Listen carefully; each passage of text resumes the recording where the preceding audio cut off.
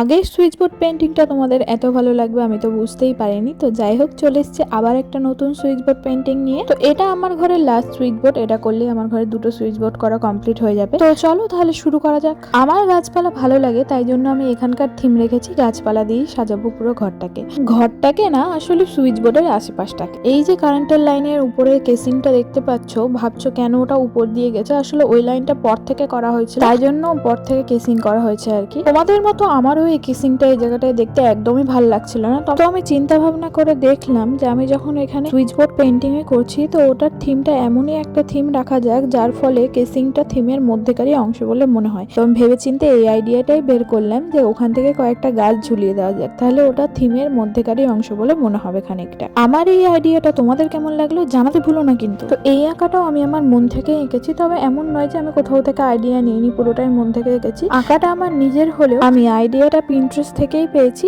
ওইখানে একটা switch board painting এ একটা সুইচ বোর্ডের উপর কয়েকটা গাছ আর টব আঁকা ছিল আর কি। আমি একেবারে ওই রকম না আঁকলেও প্রথম গাছপালা আঁকার আইডিয়াটা আমি পিন্টারেস্ট থেকেই পেয়েছি। এই আঁকাটা আঁকতে আমার অনেকক্ষণই টাইম লেগেছে, তার মানে বুঝতেই পারছো ভিডিওটাও অনেক বড় হয়েছে। তাই আজকের ভিডিওতে আমি পুরো আঁকাটা তোমাদের সাথে শেয়ার করতে পারবো না, এর সেকেন্ড পার্টও খুব তাড়াতাড়ি আসছে। তোমরা খেয়াল করলে দেখতে পাবে আমি একটাও একই রকম গাছ দুবার আঁকিনি, এক একটা গাছ এক এক রকম এঁকেছি, কারণ সবগুলো গাছ একই রকম আঁকলে আমি জানি না দেখতে ভালো লাগতো কিনা, কিন্তু আমাদের বাড়িতে তো কখনো দেখিনি সব একই রকম গাছ আছে, বিভিন্ন ধরনের গাছ থাকে, আর আমার মনে হলো সেই রকমই বিভিন্ন ধরনের গাছ আঁকলে ফাইনাল লুকটা দেখতে বেশ ভালোই লাগবে।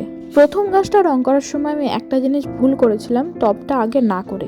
টপটা আগে করে নিলে আমাকে খাটতে বেশি হতো না, তাই পরের গুলোতে আমি আগে টপটা করে তারপর পাতাগুলো করেছি।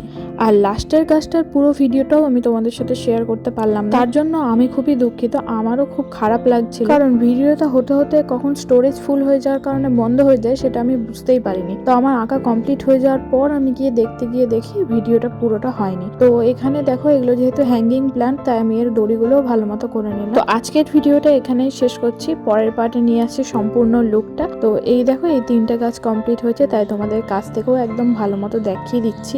তোমরা জানিও কমেন্টে লিখে যে কেমন লাগলো তোমাদের আজকের আঁকাটা। আর ওই নিচের আঁকাটুকু নিয়ে আসছি পরের পার্টে খুব শীঘ্রই।